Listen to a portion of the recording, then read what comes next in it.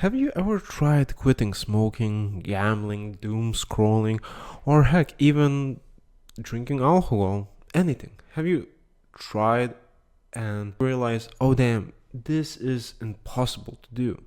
It feels like a constant craving, a constant desire to continue on using substances, indulging yourself in bad habits. And even when you have tried quitting, you feel like, oh my god, this is hard, this isn't possible, and probably I will never quit. But what if I told you there was a much simpler and easier way to quit something, and it won't require you to suffer, it won't require you to go on some sort of medication. Honestly, it will be very easy as reading a book. And that book is this: Allen Carr, EasyWay to Quit Smoking. And you might be thinking, oh, come on, reading a book, are you serious? Nobody has quit any kind of substance abuse or behavior problems through a book. Well, what if I told you that I have? What if I told you that it works? I have tested it out. I did it with smoking, I did it with caffeine, I did it with sugar, and I managed to quit all of those. But I'll be honest, I returned to caffeine because I have ADHD. So you have a choice if you want to quit or not. So that's the good part. But I'm just gonna be honest. The main thing that I have quit, and honestly I'm very happy about, is smoking and doom scrolling. So yeah, and that's it for this segment. So Allen Carr EasyWay method. What is it? It is simply, you read it, you follow the instructions, and in the end of the book, be it sugar, be it caffeine, be it smoking, vaping, or any kind of those things, you smoke your last cigarette, drink your last cup of coffee, eat your last dessert, and that's it. That's the end of it all. And I know for the skeptics that are out there, you might be thinking, this is a hunk of baloney. Come on, like how can you quit by reading something? This is bullcrap. Come on. And that's what I also thought before I thought about quitting smoking. I thought, no way can a book help you, because I heard about Allen Carr method through a podcast and was like, okay, let's write it down on my notebooks. I'll maybe test it out. And I tested out, and of course, the first try was I lasted 3 days and was like, no, I need nicotine. But then I thought about it. Okay, I don't want to continue being a smoker, a nicotine user. And I was like, okay, let's try this one more time. And I managed to quit. It was not hard. I smoked my last cigarette, went to do a workout, worked out. And in the next weeks, months, I felt the most incredible high that I could ever feel. I felt like I was on cloud 9 constantly. And for the next 6 to 8 months, I was euphoric most of the time. I don't know why. Of course, I'll be honest, I have ADHD, so it might be because since nicotine is a stimulant, it might have affected how my brain works. And quitting that made a huge transformation. But in the end of the day, that doesn't really matter. What matters is that it has changed my life so much.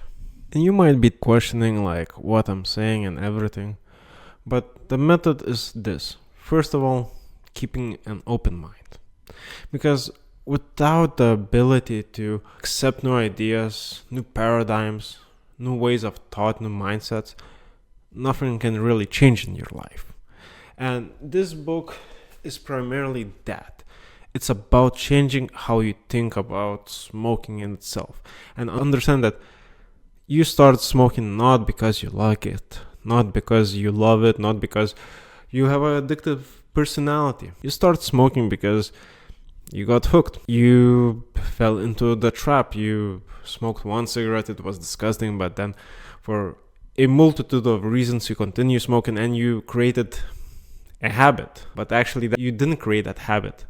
The habit created you. The cigarette created the smoker. And with this book, I gained clarity about that, about that certain habits, certain behaviors that they're not what you have chosen, but they were chosen for you by multiple reasons. For example, did you know that social media company manufactured the algorithm so that you would keep on doom scrolling, keep on watching videos, keep on just laying in your bed and constantly just looking, oh, what's the next hit of dopamine gonna get me? And same goes with nicotine, same goes with caffeine. Look at nicotine nowadays. It used to be that you could only smoke it, but now there's chewing tobacco, there's nicotine sprays, gum, patches, everything. You just need to choose how you're gonna take part in your poison. And understanding that is one of the first steps to like becoming a non-smoker. You understand that you're not doing this by choice. You're addicted.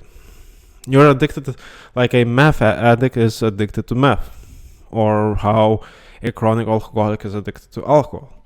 It's the same kind of addiction with cigarettes, with sugar, with even heck doom scrolling. Because it's so socially accepted is that we don't even like mind it because, oh, everyone is doing it, so I think it's good for me to do. Or as another example, here we have a table. We have multiple things to choose from. Some tasty conditionary work.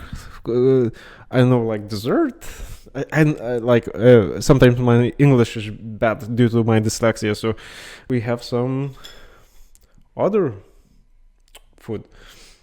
We have candies, chocolate, jelly candies, whatever you can choose from. And we have fruits. What do you think most people will choose when they come to the table?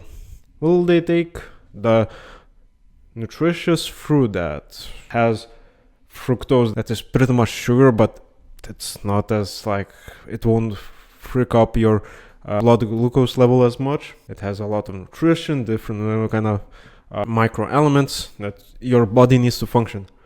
Or will they choose the candies, the desserts, which pretty much have wheat, which does not have a lot of like micronutrients and that kind of stuff, and sugar, which also like has pretty much nothing going for it, just pure energy? They will usually choose the sugar. And it's not because like, oh, it's better for you, not even that it's tastier. Like, try tasting a banana or a good apple or an orange and compare it to the taste of like even this simple candy. The fruit has more taste, it has more flavor. So why do people choose to eat sugar rather than eating like, let's say, fruits? It's because the same reason everyone talks about, like, oh, the most common addictive substances is not cocaine, it's not opiates, it's none of the hard drugs. It's the most simplest of drugs. Sugar and caffeine. For example, a can of Coke has a lot of sugar and it has caffeine. Super tasty and super addictive. And the problem is that those kind of fruits, they don't have that. They're just natural things that you can consume and you will feel full, you will feel content with eating them, but they won't give you that rush, that excitement, that feeling of elation that those kind of sugars give you, because those sugars and every other addictive substance, it comes quickly and it goes out fast. And you're left with the worst thing that any addictive substance can give you: withdrawal. And withdrawal is one of the worst things that happens when you quit an addictive substance. It's usually the main thing for which most people start up their addictive behavior once again. It's because the withdrawal symptoms. It's so hard talking on the ground. It's because the withdrawal symptoms are incredibly harsh, painful, and excruciating. Heck, for me, the reason why I didn't quit smoking like earlier and I continued on smoking for 10 years was because when I decided to quit, I got depressed. It was painful. I was so angry all the time, and it felt like my head is gonna explode most of the time. And what I loved about the EasyWay method is because when I quit smoking the second time, there were no withdrawal symptoms. There was no aching, there was no pain. Honestly, there was just happiness, pure, unadulterated happiness that it's done. That's it. I am a not smoker, and I have all the mental tools to just continue being a non-smoker for the rest of my life. And it was such liberation. It was incredibly nice because my brain and my wallet, honestly, because like smoking and using nicotine products is a very expensive habit to keep up. That like I had more money to invest. I had more energy just to work out constantly, because since I quit smoking, like yesterday I celebrated on my app, like you can see here, like 300 workouts. Of course, like I didn't put in most of the some of the workouts that I did, but like 300 workouts. Never in my life was I consistent when I smoked, not with working out, not with anything. And now I'm like celebrating a lot of new milestones which I done like consistently since I quit smoking. So why did I not have any withdrawal symptoms when I quit smoking? It's because Allen Carr, in his book EasyWay to Quit Smoking, he tells us that actually not the molecule itself, nicotine or caffeine or sugar, is causing the withdrawal symptoms, but it actually is here, the brain. The brain has two monsters, the big monster and the small monster. And the small monster is that quick signal, I need nicotine, I need caffeine, and it usually is like, you can easily just say, no, I don't drink, I don't smoke, I don't need this. But the big monster that makes you feel like inside you're burning up, that you're aching, you're craving, it feels like your mouth is thirsty, or your lungs that are burning and you're having a headache. All of that is created not by the lack of the molecule, but actually by your brain itself saying, I want it so badly, I will even cause myself so much pain, until the body responds to that aching and pain and goes and gets the substance that it wants. That's insane, because when you think about it, that I could easily quit anything, and it's just my brain is like saying, no, I want that substance, then why doesn't just everybody quit it? Why doesn't everybody just quit smoking, quit vaping, quit any kind of addictive behavior? It's because the brain, it can get brainwashed very easily, and you can fall into like a lot of mental traps that not even like the chemical itself creates, but also that society has created, that people around you create and continue on doing. It can be even like very dumb belief systems that you have, and that don't let you to stop smoking very easily, because it's very sometimes hard to change your mindset. And this entire book is about like giving you all the examples that you need, giving you all the instructions that you need, giving every single tool that you need to quit smoking. And honestly, it's quite simple and easy. You just follow the instructions, and at the end of the book, you quit smoking. You don't even need to read the book, because I know like most of you are very busy people, and a lot of you simply don't have the time to read, because even I, who loves reading, loves listening to books, usually I have very little time to read a book, and it's usually on the toilet. So you might be like, I'm not gonna read this book because it's gonna take me ages to read. Well, good news for you. You can listen through the book on our today's sponsor. I'm joking, I'm not sponsored by anybody. I'm a very small channel. But you can listen to it through Audible. Heck, if you're a very good buccaneer and you know how to sail the black flag, you can find it on shadier websites for free. But honestly, you can just get it on Audible and listen through it, and it's like 8 hours. You can listen through it like while walking around, doing homework or that kind of stuff. And at the end of the day, you're just gonna quit your addictive habit. But of course, like, I'll have a lot of disclaimers. I know like millions have quit their addictive habits, addictive behaviors through the EasyWay method. And I know one person, like my mother, she has tried quitting smoking with the EasyWay method, and she, well, didn't manage to. Even I, like, in my first go, I was not able to quit. But on my second try, I was like, that's it. I'm deciding that's it. I'm quitting smoking forever. And that commitment made me quit.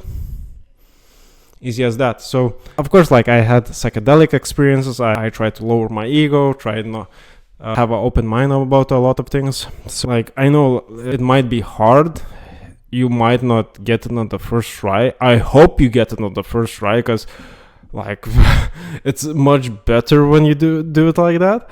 I know that it might still not be as easy as you think, and like, even after I quit smoking, I still had like those ideas that, oh, I want a cigarette, but it was no longer like that overwhelming feeling where I just cannot say no to it. But rather, after like quitting with the EasyWay method, it was just like a passing win, like someone saying your name and you're turning around and you're like, what was that? So this whole video's idea and point is just get on Audible. If you want to improve your life, just get a audiobook streaming service or something, like, to educate yourself, and get Allen Carr's way to quit something that is bothering you.